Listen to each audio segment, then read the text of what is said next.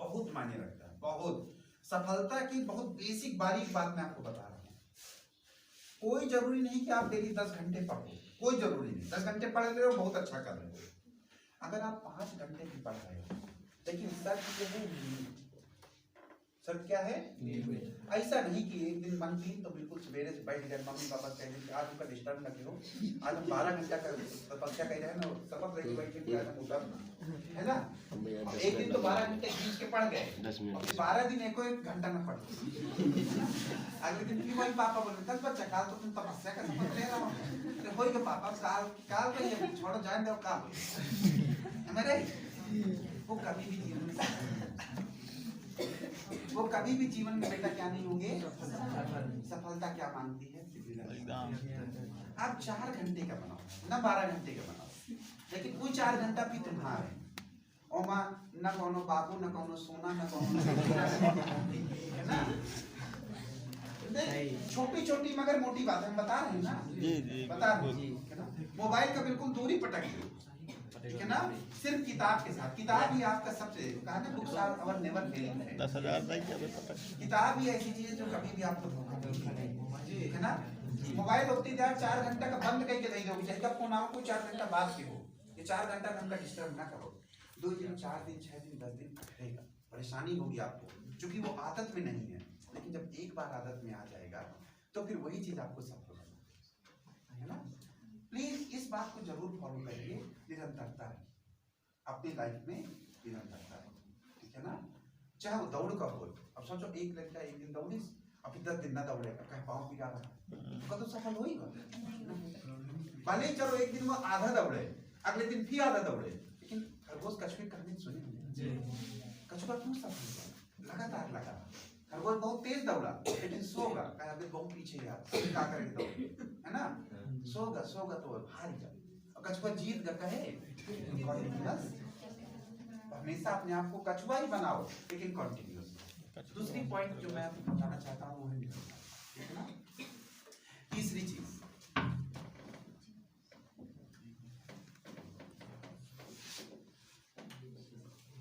ये क्या लिखा है बच्चों? हिंदी में क्या कहते हैं? तीसरा पॉइंट सफल होने का, ठीक है। तीसरा पॉइंट क्या है? ध्यान। अब अच्छा चलो मेहनत तो बहुत की है ना। अच्छा ये मुझे बताइएगा कि बहुत सारे लोग साथ ये समस्या होती है कि नहीं, आप किताब खोल के बैठते हो लेकिन ध्यान नहीं एकाग्र हो, नहीं होता ना। जैसे किताब खोले तैसे नागिन सीरियल की नागिन और चील की लव स्टोरी कहाँ तक पहुंची नहीं हो तो हम पता करेंगे। नागिन कौन कौन देखता है? गर्ल्स देखती है क्या कोई? ठीक है। तीसरा पॉइंट क्या है भैया? आप बहुत अच्छी तपस्या करो ना, ये सब हमारे साथ भी होता है। हम भगवान के सामने पूजा करते हैं, हमारे बेटा जी बहुत पूजा करते हैं, ओम जय जगदीश सुबह आरती हो लगती है, और तब तक कहें बबुआ देख पैरा कदर गया कि नहीं, मतलब आरती भगवान की हो रही है, गोबर उठा के कोने कई दिन है ना। अच्छा मेरे कहने का आप अगर आप ये सब चीज अपने दिमाग में रखेंगे तो क्या ईश्वर की उपासना कभी सच्चे मन से होगा? भगवान थोड़ी ना कहती कि तुम 4 घंटा हाथ जोड़े बैठो तब खुशी हुई। वो तो कहा थी कि भगवान का क्या कहना, जब तुम परे परे अगर भगवान का ध्यान करो परे करते हो, तुम नहा के मंदिर में जल चढ़ा सकते हो, चढ़ा, तुम 2 मिनट भी भगवान को हाथ खड़े होकर पीछे बना थी, कोई दिक्कत नहीं। अपना कर्म अच्छा, अपना कर्म अच्छा। हम बहुत पूजा करी थी और के बाद खूब पाप करी, ऐसी पूजा का काम कोई भी धर्म इसकी इजाजत देता याद रखो, ठीक है ना। हाँ प्रश्न आता है ध्यान, ध्यान कैसे डेवलप हो, ठीक है ना, ध्यान कैसे आए, ठीक है। तो ध्यान लगाना मतलब ध्यान अगर आपको कंसंट्रेट करना है अपना, तो सिंपल सी बात है, आपको अपने मन को एकाग्र करना होगा। और एकाग्र हो ही कैसे? आप दुनियादारी से जितना बचो, आप दुनियादारी से, अच्छा किसी साधु संत, अच्छा संत, उसका जीवन देखा है? बाबा रामदेव और बाबा राम रहीम और बाबा रामपाल जैसे नहीं, है ना, आसाराम बापू जैसे नहीं।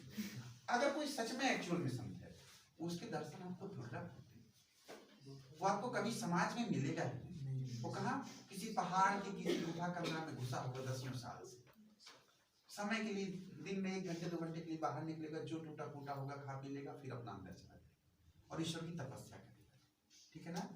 अपने आसपास से हर वो चीज हटा दो जो आपका ध्यान भंग करे, फिर वो चाहे कोई फैशन की चीज हो, चाहे कोई रिलेशन हो, चाहे कोई अपना मतलब कोई आपकी व्यक्तिगत समस्या हो, हर उस चीज को अपने आप आसपास से दूर करो जो आपका ध्यान दे।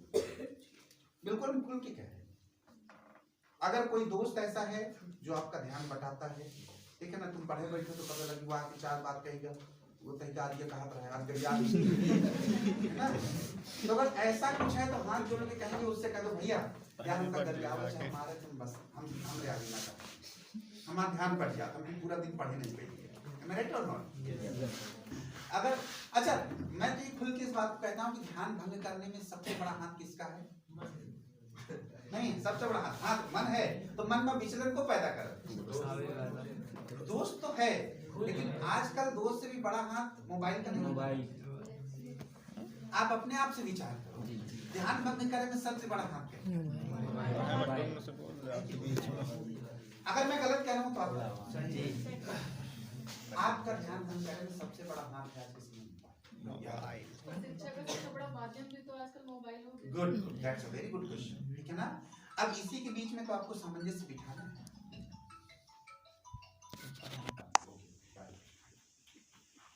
हाँ, बात हो रही थी ध्यान, देखो ध्यान भंग हुआ कि नहीं जी। इससे ज्वलंत उदाहरण क्या हो सकता है राइट? ध्यान भंग का सबसे बेस्ट एग्जांपल ना, अचानक बजा और मैं कहा मेरे तार जुड़े हुए थे आपके साथ, वो सब बिल्कुल डिस्टर्ब। ये तो बहुत रहते हैं बात बन गई। अगर अब हो जाए कि तुमने फुर्सत नहीं है बात करने का और ज्यादा ध्यान भंग होता है कि नहीं? हमारे जीवन में बच्चे ने ठीक कहा कि science is a good servant but we are the bad master. आज समस्या ये है कि आज आप इसके बगैर नहीं चल सकते ना, नहीं चल सकते। तुमका चाहे मीटिंग खाए का ना मिले, चाहे कपड़ा पहनने का ना मिले, लेकिन यह जरूरी कि नहीं? आज ये हकीकत है, that's a practical reality.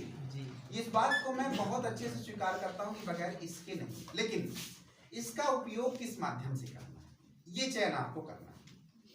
YouTube में तुमका शोले देखेंगे कि तिरंगा देखेंगे कि दिलवाले के गाना सुनेंगे कि पठान का जो भी गाना रिलीज हुआ होगा बार-बार देखेंगे, कपड़ा देखेंगे कि सलमान खान के शाहरुख खान के बाल देखना है, हेयर स्टाइल, या विकास देवी की सर के लेक्चर सुनना है, रीजनिंग के टॉपिक देखना है, इंग्लिश ग्रामर कुछ पढ़नी है, हिंदी ग्रामर पढ़नी है, ये चयन करने का अधिकार है राइट जी। अच्छा, इस बात को मैं इसलिए और थोड़ा सा हाईलाइट करना चाहता हूँ कि ये एक ऐसा इन्वेंशन है जो आपकी पीढ़ी में हुआ। इस बात को गौर करिएगा जी। आप सब इसके एक्सपर्ट हो, आपके घर में मम्मी पापा इसके एक्सपर्ट नहीं, बहुत कम हुई है, तो 1-2% जब व्हाट्सएप मान लो कसत व्हाट्सएप चला है, कसत टेलीग्राम का पेज बनत है, कसत यूट्यूब में वीडियो शॉर्ट्स बनत है, वो नहीं जानते नहीं जानते ना, इसीलिए ये इतना मिसयूज है। ठीक है, सोचो पहले भी तो था, पहले ये नहीं था, पहले मनोरंजन के दूसरे साधन थे, लेकिन उससे व्यक्ति इतना बिगड़ता नहीं था। ठीक है ना। तो चूंकि इसका जन्म, इसका डेवलपमेंट आपकी पीढ़ी में हुआ है, ठीक है ना, तो इसको सही से यूज करने की जिम्मेदारी मोबाइल। हम मानते हैं मोबाइल के बगैर आप नहीं जी सकते, लेकिन मोबाइल के यूज को लिमिटेड तो कर सकते हो कि नहीं? या मोबाइल का जो यूज आप इधर उधर की चीजों में करते हो उससे टर्न करके एजुकेशनल की ओर तो मोड़ सकते हो ना। एजुकेशन की ओर तो मोबाइल का यूज आप कर सकते हैं ना, कर लीजिए, बस उतना ही तो करना। यही आपके लिए क्या अभी आपके विनाश का कारण है, आपके विकास का कारण बन जाएगा। है ना। बंदूक, रिवॉल्वर समय पड़ने का हमें दुश्मन से बचाती है, और कभी कभी जब हम गलत होते हैं तो उससे किसी का खून भी हो जाता है हमसे। तो वेपन है, टेक्नोलॉजी है, आप इसे सही दिशा में यूज करोगे आपके लिए रामबाण हो जाएगी, आप इसे गलत दिशा में यूज करोगे आपका ही टाइम कंज्यूम करेगी। और दुनिया में सबसे ज्यादा वैल्यू किस चीज की है बेटा?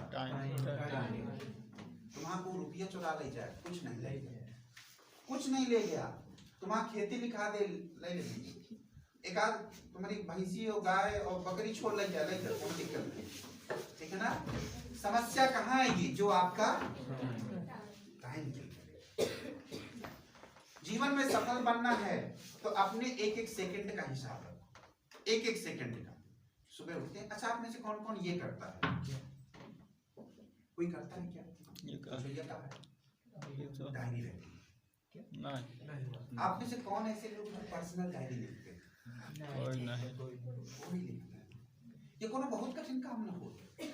और ये भी नहीं है कि मतलब इसके लिए कोई इंग्लिश में लिखना है कि उर्दू में लिखना है, पंजाबी में लिखना नहीं, आप जिस लैंग्वेज को जानते हैं। डायरी का मतलब क्या, डायरी राइटिंग का मतलब क्या, आप सुबह उठे, आप सुबह उठने के बाद फ्रेश होने के बाद ब्रश करने के बाद 2 मिनट खाली कलम लेके बैठ जाओ, वह दिन के तुम अपना टारगेट फिक्स कर लो, ठीक है। आज हमको हिस्ट्री में या 2 पेज पढ़ने, आज हमको जियोग्राफी में इतना पढ़ने, रीजनिंग में इतना लगाने, इंग्लिश ग्रामर में इतना करके वो क्या याद करेंगे। एक दिन का क्या किया आपने, पूरा आपने अपना डायरी लिख लिया, या दूसरे शब्द में टाइम टेबल फिक्स किया, ठीक है। बस छोड़ दीजिए सुबह 2 मिनट लिख के। अब जब शाम को आप जा रहे हो, शाम को सोने जाएंगे 10 बजे, 10:30 बजे, 11 बजे जब जा रहे हो, तो वह जस्ट सोने से 2 मिनट पहले, 2 मिनट पहले वह पन्ना भी खोल लो, ठीक है ना। अब बस उसमें अपनी अपनी अचीवमेंट देख लो। हिस्ट्री का 2 पेज लेके आज हम सुबह बैठे थे, हमको करना है क्या, हमने 2 पेज पूरा किया। अगर पूरा किया और हमारी समझ में आया तो हमारा बेटा टारगेट अचीव्ड है, ठीक है ना। इंग्लिश अगर मान लो जीएस जियोग्राफी ओका जो पोर्शन लेना है वो का पूरा है, कुछ मत करो आप डेली अपनी लाइफ में बस यही एक परिवर्तन करो, टारगेट क्या प्लान किया है और रात में सोने से पहले आपको टारगेट क्या, इसी बीच में बैलेंस बना लो। आप पढ़ने लगोगे श्योर पढ़ने लगोगे। इस बीच में क्या बनाना पड़ेगा आपको, बैलेंस। इसलिए मैंने क्या कहा, जो नहीं लिखते हैं वो कहते हैं 500 की डायरी खरीदे कि जरूरत नहीं है, 10 रुपया के का रफ ले लो, 10 रुपए की। उस हर पेज में 2 कॉलम बना लो, लाइन को खींच के डेट डाल दो, या डेट का हमारा इतना टारगेट रहा है, इतना हम कहेंगे। ये सब बेसिक बात इसलिए बता रहा हूँ, इसको करने के लिए आपको कहीं किसी कोचिंग की जरूरत नहीं है। और यही छोटी छोटी चीज है जो आपकी लाइफ को बदल देगी। Winners never do different thing but they do the thing different. जीतने वाले कोई काम अलग नहीं करते, बल्कि वो हर काम को कैसे करते हैं, अलग इतना सीख लो। यह है जीवन में सफलता की परिभाषा। काम करने का तरीका, मेहनत तो सब करें, सब करते कि नहीं भाई। आप भी अपना घर परिवार छोड़ के बैठे हो अगर यहाँ, या घर से 10 किलोमीटर साइकिल चला के और बाइक से आओ, कहे से आओ, तो भैया आप भी तो मेहनत कर रहे हैं, ठीक है ना। बस वो तरीका जान जाओ कि मेहनत कैसे करना है, बस सफल हो जाओगे। एक चीज ये भी बहुत इंपॉर्टेंट है, टाइम, ठीक है ना। इसी से मिलती जुलती एक चीज है जो मैं आपको बताना चाहता हूँ, दैट इज टाइम, ठीक है ना। जैसे मान लो हम थोड़ी देर के लिए सोचिए, हम जीडी की तैयारी कर रहे हैं, जीडी में 80 प्रश्न आएगा, 80 प्रश्न आएगा कि नहीं, 20 क्वेश्चन का जीएस है, 20 रीजनिंग है, 20 हिंदी है, 20 मैथ। बहुत अच्छा, आपको पता है 4 खंड में पेपर बटा होगा, जीएस, रीजनिंग, हिंदी, मैथ, है ना। अच्छा सोचो अगर कौन लड़का पढ़ने में बहुत बुद्धिमान है और वह जीएस में 20 सही कर दिया, थोड़ी देर के लिए विचार करो, प्रैक्टिकल बातें हैं। उसने जीएस में 20 सही कर दिया, रीजनिंग में 20 सही कर दिया, ठीक है ना। हिंदी उसकी कमजोर निकल गई और 20 में 5 ही मार पाया, ठीक है ना। और मैथ थोड़ा टाइट आ गई तो 20 में 10 ही मार पाया, ठीक है ना। अब बताओ उसके सिलेक्ट होने की चांस ज्यादा होंगी कि कम होंगी, क्यों? हिंदी कमजोर है। 2 सेगमेंट तो बहुत अच्छे किए, लेकिन बचे हुए 2 सेगमेंट में उसका परफॉर्मेंस उतना अच्छा नहीं, तो उसकी सफलता की चांस क्या हो गए, भले उसने जीएस और रीजनिंग में 20 सही किए, ठीक है ना। 20 40 5 45 10 55 नंबर एक का मिले, फॉर एग्जाम्पल कितने, 55, ठीक है ना। दूसरा एग्जाम्पल, एक लड़का है जो रीजनिंग में जीएस में 15 मारता है 20 में, ठीक है ना। रीजनिंग में 15 मारता है, हिंदी में 15 मारता है और मैथ में 15 मारता है। 20 में 20 किसी में नहीं कर रहा, लेकिन उसने 14-15 सब में करेक्ट कर दिया, ठीक है ना। तो उसका स्कोर कितना हो जाएगा, 15 14, ठीक है ना। सफल होने के चांस किसके ज्यादा है, किसके? सफलता के लिए आपको किसी एक पर्टिकुलर सब्जेक्ट में कमांड करना जरूरी नहीं है, ठीक है ना। सारे सब्जेक्ट में एवरेज करना बहुत जरूरी है। इस बात को समझ रहे हैं कि नहीं? सफलता के लिए कोनो जरूरी नहीं है कि तुम मतलब तुम जीएस हम कहना बिल्कुल रट डाला, ज्योग्राफी, हिस्ट्री, है ना, पॉलिटिकल साइंस, सिविक्स हमका सब बिल्कुल रटी है, नहीं, कोई जरूरी नहीं। आप बस आप अच्छा एक बात और भी, बहुत पढ़ने वाले भी जो नहीं कि सफल हो, पता ना सफलता करनी कैसी ये जानो ना, ठीक है ना। आप बस उतना समझो जितना आपको जानकारी है, ठीक है ना। कोई इसमें पीएचडी करने की जरूरत नहीं है। तो उतनी ताकत तुम गणित में लगाओ, उतनी ताकत तुम हिंदी में लगाओ, ठीक है ना।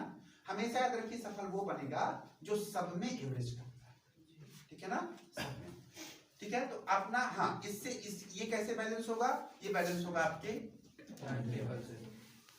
कभी कभी ऐसा होता है रीजनिंग लेके बैठे तो 5 घंटा 4 घंटा रीजनिंग लगाओ, ऐसा होता है कि नहीं? इतिहास पढ़ने बैठे तो लूसेंट खोलिए तो अब 2 घंटा 3 घंटा लूसेंट ही चल रहे हैं, है ना। कहना आज पूरा हम इतिहास पढ़ा हुआ है, ठीक है। चलो ठीक है, आपने इतिहास तो पढ़ लिया उस दिन, लेकिन उस दिन जो आपके जो अदर सब्जेक्ट थे उनको आपने कितना टाइम दिया? एक भी नहीं दिया। तो कहा अच्छा बताओ तुम पूरी इतिहास रट डालो, प्राचीन से लगा के मध्यकालीन से आधुनिक तक बिल्कुल सब रट गए तुमका जवाब में, और इतिहास के प्रश्न है 2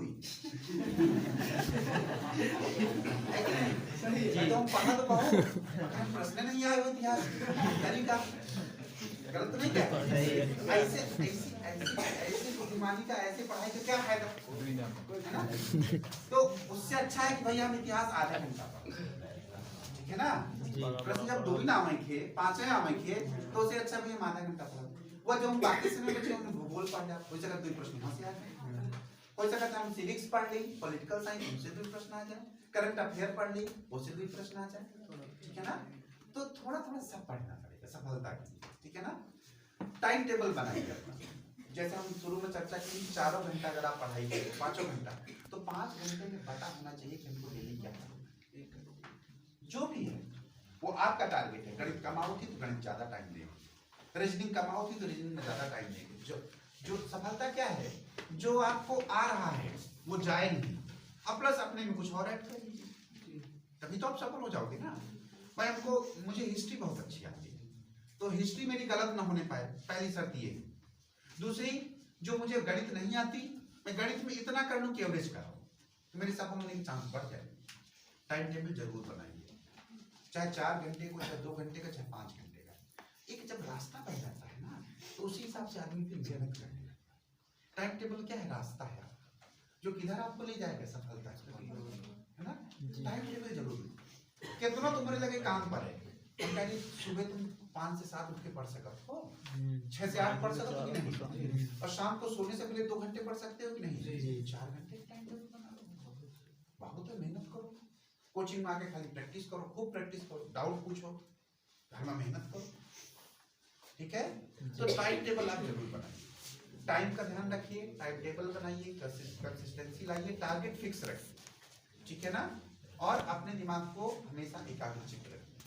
ये बड़ी बारीक बारीक 4-5 चीजें थी जो मैंने डिस्कस की, इन्हीं पे जो कमांड कर लेता है वही सफल है, और इन पे जो कमांड नहीं कर पाता, जो समाज से डिस्ट्रैक्ट होता रहता है, समाज से विचलित होता रहता है, समाज के कार्यों से, वो क्या हो जाता है, फिर वो अपने रास्ते से, ठीक है ना। क्योंकि आपकी ये टाइम आपका ग्रीन समय चल रहा है, ग्रीन समय। आप भले ही इलाहाबाद जा पाए हो, न जा पाए हो, आप भले ही कानपुर जा पाए हो, न जा पाए हो, लेकिन ये समय तो आपके जीवन में दौड़ के नहीं आएगा। अब सोचो, जो मैं आज मेरी उम्र 32 साल है, एक एग्जाम्पल के तौर पे, आपकी उम्र किसी की 22 होगी, 23 होगी, 20 होगी, 24 होगी, यही होगी भाई, आप सबसे 7-8 साल बड़ा हूँ। अब सोचो अगर मैं आज लौट के जाना चाहूँ कि हमका भाई 22 साल का बना, तो टाइम की वैल्यू को समझो, टाइम की वैल्यू को समझो, ठीक है ना। आप एक काम कर सकते हो, आप छोटे-छोटे ग्रुप बनाओ, जैसे जैसे पटत हो, लड़का लड़की कोई भी हो सकता है, ठीक है ना। आजकल समाज इतना एडवांस है कि कोई जेंडर इशू नहीं, ठीक है ना। आप 4-4, 5-5 लोगों के ग्रुप बनाओ और जीडी करो, जीडी करो। आज इस ग्रुप का प्रेजेंटेशन इस पे भारत के राष्ट्रपति टॉपिक पे, ये ग्रुप 4 लोगों का है, प्रेजेंट करेंगे, ठीक है ना। बाकी लोग सुनेंगे, लेकिन बाकी लोग भी उस टॉपिक को पढ़ के आएंगे, कहीं से कोई डाउट होगा, क्वेरी होगा, तो सर भी बैठेंगे, ये ग्रुप प्रेजेंट करेगा इस चीज को, रीजनिंग का कोई टॉपिक ले, उससे क्या होता है, ग्रुप स्टडी से क्या है, बहुत सारी चीजें बहुत कम समय में कवर होती है। एक होता है अकेले पढ़ना, जैसे हो कोनो काम का करेंगे एक दिमाग, और फिर उसी काम को करने में 5 दिमाग। अगर 5 दिमाग अच्छे से करेंगे तो काम जल्दी जरूरत नहीं है ना। तुम एक दिन में पढ़ तो 2 पेज, और 5 जने पढ़िए एक दिन में 10 पेज, चीज जल्दी कवर होगी ना होगी। तो समय समय पे जैसे नहीं अगर डेली हो सकता है तो संडे को हो गया, संडे को खाली 2 घंटे जीडी चलेगी। एक हफ्ते में जो हमने पढ़ा उसको क्या होगा, रिवाइज करें, क्वेश्चन आंसर खेलिए, क्विज खेलिए, यहाँ लूसेंट ले लो, 4 के लूसेंट ले आओ, ठीक है ना, एक एक ग्रुप में लेके बैठिए, चलो लूसेंट से क्वेश्चन, ठीक है ना। खेल को क्या, पढ़ाई को क्या करो, पढ़ाई को बहुत ज्यादा भार मत बनाओ। अगर ये सोचो यार इतनी मोट बुक ही हमसे नहीं पढ़ी जाती है, तो सच में नहीं पढ़ जाएगा। मैं इंटर में आर्ट्स लेके पढ़ा यहाँ ह्यूमैनिटी, ऐसा नहीं कि पढ़ाई में कमजोर था, लेकिन मैं डर गया। 10 में साइंस निकालने के बाद 11 में यहाँ इंट्रेंस होता है ना, रिटन टेस्ट होता है फिजिक्स केमिस्ट्री का, ये हम सब में पास हो गए, आराम से एडमिशन हो गया। दलजीत गुरुजी तब जीवी, दलजीत गुरुजी परिहार गुरुजी दोनों जीवी। दलजीत गुरुजी की हाँ हम कोचिंग पढ़ेंगे, और विद्यार्थी वाली गली में अंदर और पढ़ेंगे हम कोचिंग, ठीक ना। एक दिन बैठे वो डी कुमार तो कह के इतनी मोटी केमिस्ट्री ऑर्गेनिक कार्बनिक और अकार्बनिक है ना, ऑर्गेनिक और इनऑर्गेनिक केमिस्ट्री वही, और गणित की 6 किताबें, कैलकुलस, ट्रिग्नोमेट्री, ठीक है ना, और फिजिक्स की किताब 2 बुक। वो जब हम पढ़ा धारा तो इतनी हुई तो हमारे तो पसीने छूटे। अब पूछो पढ़ाने है ना, खूब ब्लैक बोर्ड में लिखे, ठीक है ना, हमने समझे ना, पीछे बैठा समझे ना, हमसे कहा कि सुकुल समझ में आ रहा है, हम कहे तो दिन हाँ साथ के सारे लड़कों ने, हिमांशु पांडे, अमित गुप्ता, राकेश गुप्ता, ये तुम्हारे फ्रेंड थे, ठीक है, ये सब साइंस लेके पढ़ रहे थे। अब मेरे दिमाग में साइंस आ गई, ठीक ना। फिर 2-3 दिन तो हम चलो खींच खाच के किए। फिर एक दिन शाम को हम अपने पापा के पास बैठे, उनके पापा एक रिक्वेस्ट है, बताओ क्या बात है। हम कहे कि पापा हमसे साइंस है पढ़ने के, तो कहें कि कहे सब लड़के पढ़ रहे हैं, तुम पढ़ो, कोचिंग ला दी, कोचिंग माँ चाचा खुद पढ़ाते थे और ये सचा है ना, और तो ये सब रहा है। तो हम उनसे स्पष्ट कह दिया कि पापा देखिए, it's better to be good poet than a bad engineer, ठीक है ना। रुचि मेरी है साहित्य में, रुचि मेरी है आर्ट्स में, अब तुम जबरदस्ती हमका विज्ञान अगर पढ़ाई तब तक कौन नासा का वैज्ञानिक बनेगा। उसे नहीं का है, उसे नहीं कि तुम हमका आर्ट्स में कम से कम हम खुल के अपन चीज मतलब अपन अभिव्यक्ति और अपन चीजें कहीं तो कहीं सही से, ठीक है, और हो सकता है हम फ्यूचर में कुछ अच्छा हो कहीं, ठीक है।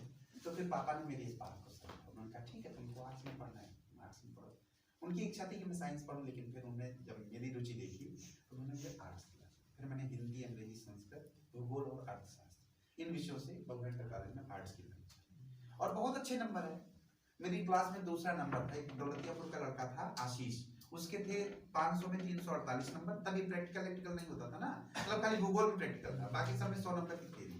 उसके थे 348 नंबर और मेरे थे 346 नंबर 12 में, ठीक है ना। इतने साइंस में हम 500 में कतों ना लायक होते, है ना। जीवन में सफल आपको क्या बनाता है, आपकी इंटरेस्ट, बहुत बहुत महत्वपूर्ण है। आपकी रुचि, आपकी रुचि आपका रास्ता बदल देती है, याद रखिए।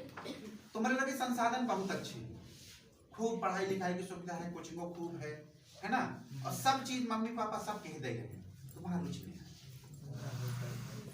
कुछ नहीं होगा, कुछ भी नहीं होगा। तो सबसे ये भी एक बहुत इंपॉर्टेंट पॉइंट है, चलो समय याद आ गया कि आपका अपने प्रोफेशन में, अपने व्यवसाय जिसको आप करना चाहते हो, जो जीवन में बनना चाहते हो, उसको लेके आपकी रुचि है ना। जबरदस्ती कुछ मत करो, जबरदस्ती अगर कोई कहे कि नहीं तुम आईएएस बन सकते हो, अपनी क्षमता अपनी रुचि हम जानते हैं ना। इंसान पूरी दुनिया से झूठ बोल सकता है, लेकिन खुद से कभी झूठ नहीं बोल, है ना। आईने के सामने खड़े हो जाओ, सब दिखता है, ठीक है ना।